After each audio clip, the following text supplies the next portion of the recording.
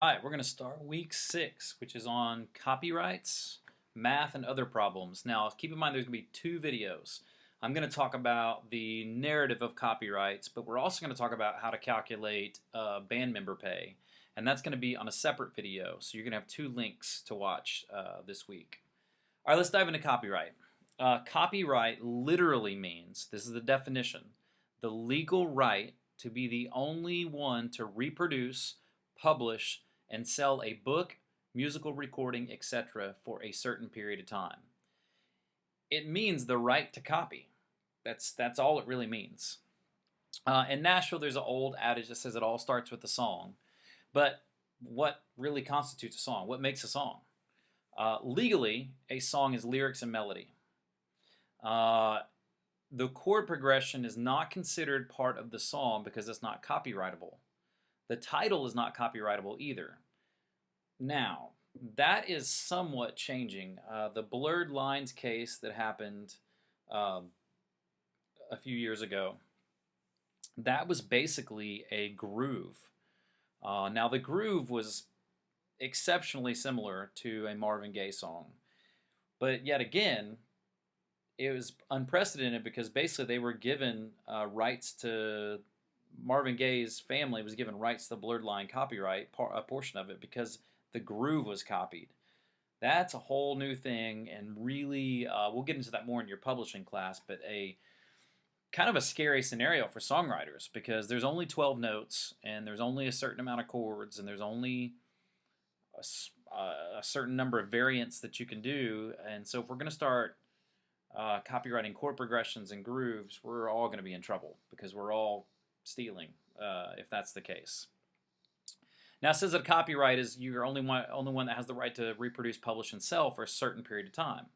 Now that period of time has changed. The exclusive right is set forth in the 1976 Copyright Act, Section 106.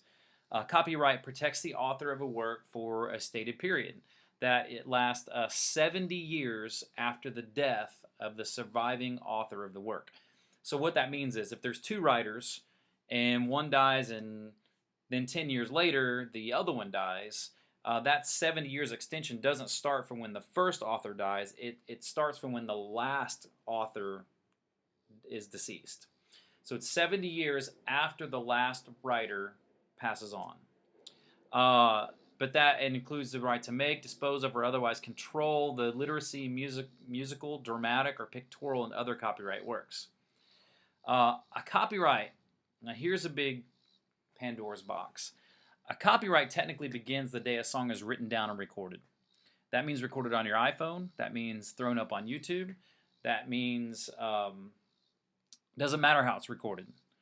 A poor man's copyright technically is a copyright. Contrary to what anyone says, it technically is a copyright. There's a problem though. The problem is proving it, and that's very hard to do. And that's why most people will go through the Copyright Office, which is a part of the Library of Congress. We will dive deep into that in the publishing. You'll learn how to submit for a copyright in the publishing class, submit for a copyright, be able to do that on other people's behalf. But for this purpose, a poor man's copyright is a copyright, but it is very hard to prove. If you go through the Library of Congress and get go through the proper channels and copyright the song with the Copyright Office, it makes proving such much easier, infinitely easier. It's ironclad. That's why it's recommended that most people go. Now, there's tricks around it. You can actually record your entire album and submit the entire album as one piece of musical work. Saves money and saves paperwork. So anytime someone plays a song, they're playing a portion of that work. Easy way around it. So you don't have to submit for each song. You can submit one whole album as a piece of work. That's what I would suggest. It's easier and saves money, but yet it still has the ironcladness to it if it's going through the Copyright Office. Okay. Now, one of the things that songs generate is they generate royalties. The definition of a royalty, that word is thrown around, but people don't really understand what it means. It's money paid for using one of the exclusive rights of copy. It's basically like you rent the songwriter, you rent the song from the songwriter and publisher. You don't sell it. You license the use of the song in exchange for a royalty payment. And there are different kinds of royalty payments. There's mechanical, which mechanical comes from the recorded version of it. Like record labels own the recorded version. They don't own the song unless they are also a publisher, but they don't own the song, they own the recording. So that's one type of royalty. There's performance royalty, which means you go out into a club and you perform a Bill Withers song, you perform Ain't No Sunshine, you owe a performance royalty. You performed that song. Then there's print royalties and digital streaming royalties. Currently, only mechanical royalty is uniformly set at 9.1 cents per unit. Per unit meaning like per play. So when you hear a song on the radio, that radio station pays 9.1 cents to the publisher. All other royalties, not to the publisher, to the PRO, Performing Rights Organization. Mixing myself up here. They pay 9.1 cents to the PRO. All other royalties are variable depending on the preference and practice of the people who collect it on behalf of songwriters and publishers. Okay, let's look at a publisher. A publisher is a person or company taking responsibility for administering, exploiting, and protecting songs. Let's look at those individually. Administering a song is basically they're taking care of all the paperwork, making sure all the paperwork is in order. Exploitation, that sounds like bad. When we hear the word exploitation, we think of it as bad. But it really means in publishing that you're working to get a musical composition used. That's what you want them to do. You want a publisher to exploit your work. Basically, you want them to go get it on a movie soundtrack. You want it to go get it recorded by an artist. You're a songwriter. You want that. Unexploited is bad. A song is called unexploited when it's traditionally it hasn't never been cut, so it never earns any royalty or money for the writer or publisher. Common sense would tell you that if it's unexploited, it's pure and pristine and has not been tampered with. But in music business jargon, it just basically means it never made any money. If your song is unexploited, it never made any money. Another way to say a song has been exploited is that it's been employed. Your song is being employed. That has less of a, and if it's not, it's unemployed. It's less of a negative connotation, but it really means the same thing. It's kind of irrelevant. Let's look at a license. We're talking about a license. A license is a grant to a user, a record label, a movie house, a artist, permitting the use of a copyright for any of the following. For mechanical, which means that's a mechanical license for that means like records or master recordings, downloads. Non-dramatic performance, which is the public performance of a song over like radio, TV, concerts. Like it'd be like if you went on Saturday Night Live and you performed a cover. You would get a mechanical license. There's grand rights, which is the dramatic use of a work, which means in a musical, an opera, a ballet. There's sync licenses or synchronization. That is when your music is attached to an image that is visual, like a movie or television or a game, like an Xbox game. Then there's print licenses, which are part of portfolios and songbooks and printed editions. And then in the printed case, it's usually made for a specific period of time for a designated territory. And then commercial use, which is if,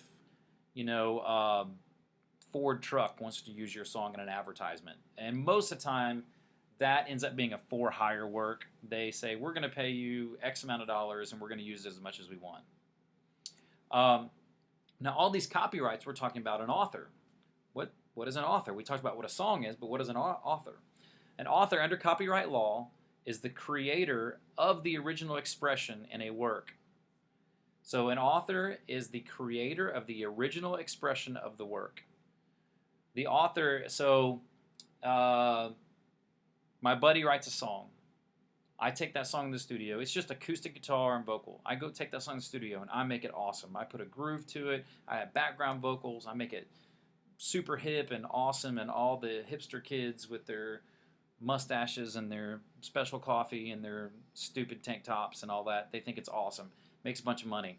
I am still not an author.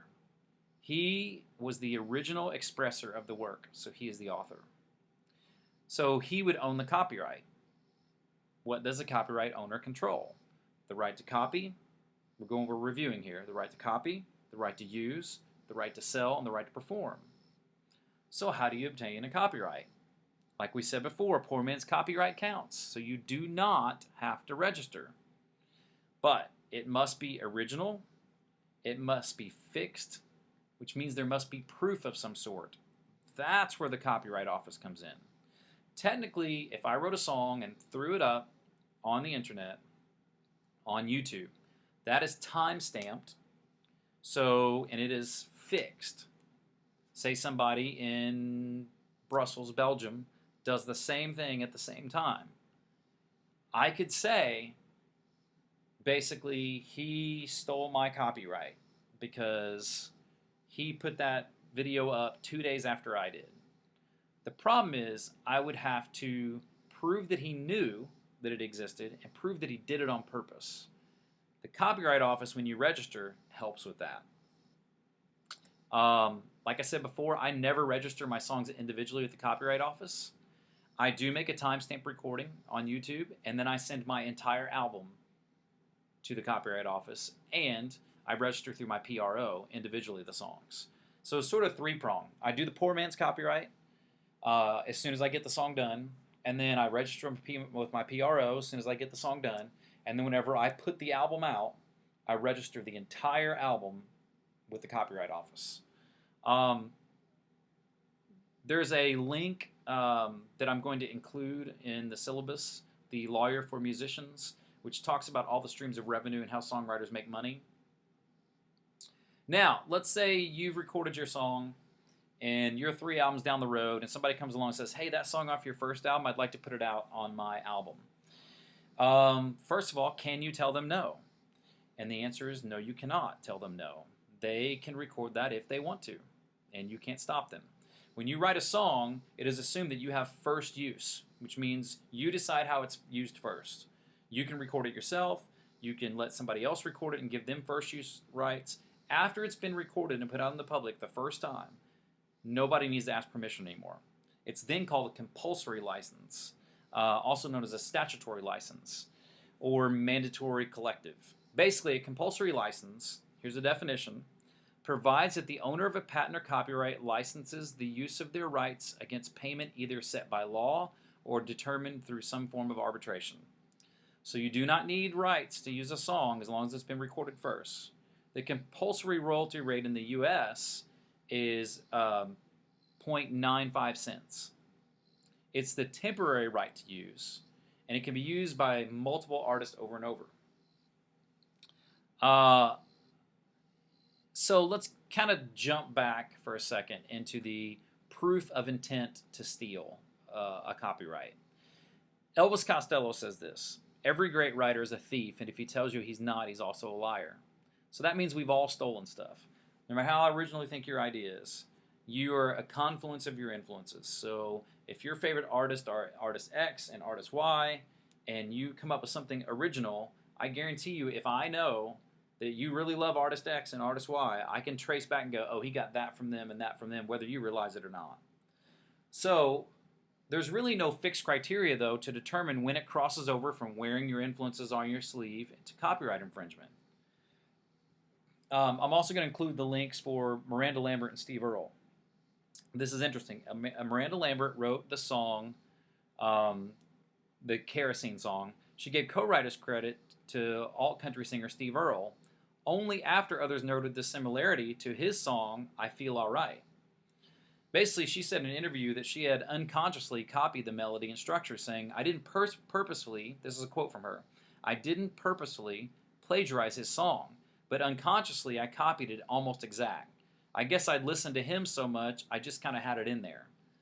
That can happen. Now, Steve Earle's people didn't make a big deal about it. They just called and said, hey, by the way, that's a copy. She said, oops, my bad, didn't mean to, you're right. I'm going to now give him part of the copyright. Everybody goes away happy. Now, ironically, the same exact thing happened with Sam Smith and Tom Petty. Sam Smith, Stay With Me, copied I Won't Back Down from Tom Petty. Tom Petty's people did the same thing. They called Sam Smith, listened to it, was like, crap, you're right, my bad, take part of the copyright. Tom Petty's people, I think they took 12% of the copyright, not much. And so everybody went away happy. There's a good chance that that's going to happen at some point in your life. You're not going to mean to. It's just going to happen. Or it may happen to you. You may be the person that's copied. Just be cool about it. Most of the time people aren't doing it on purpose. Sometimes people do, but most of the time they don't do it on purpose. Copyright infringement only occurs when the copyright owner suffers financial damage that can be proved. So you have to prove intent. You have to prove the person who infringed had access, and you have to prove that you have been financially damaged. If you can't prove all three of those, you can't prove infringement, which is kind of why I said about people who are anal retentive about registering every single copyright, it's overkill. Because really, the court's presumption is that you didn't steal it on purpose. That's the presumption. The person who's been infringed upon has to prove, like I said, intent. They did it on purpose. 2, they had access to your song. And 3, it's caused you financial damage. Those are 3 big things to prove. The amount copied, contrary to what people say, is irrelevant. The important thing is the content copied. How similar is it? Proving infringement. An action for copyright infringement may arise when a third party violates one or more of the exclusive rights granted to copyright owners. To establish infringement, the plaintiff must prove, like we said, ownership of the copyright, copying of constituent elements of the work that are original. Owners of a valid copyright consist of originality in the author, copyrightability of the subject matter, a national point of attachment of the work, such as a permit or claim to copyright, compliance, which the formalities, that's where going through the Copyright Office does matter, and the transfer of rights relation to the author and the plaintiff so as to constitute the plaintiff as a valid copyright claimant. A copyright registration certification from the Copyright Office serves as evidence of elements. That's where it comes in. It's evidence. It doesn't strengthen your copyright. It strengthens your evidence. Okay, does that make sense? Hopefully it does. The primary discussion in most copyright infringement cases is the second element of infringement, namely the analysis of whether the defendant's copyright work copies the constituent elements of the plaintiff's work that are original.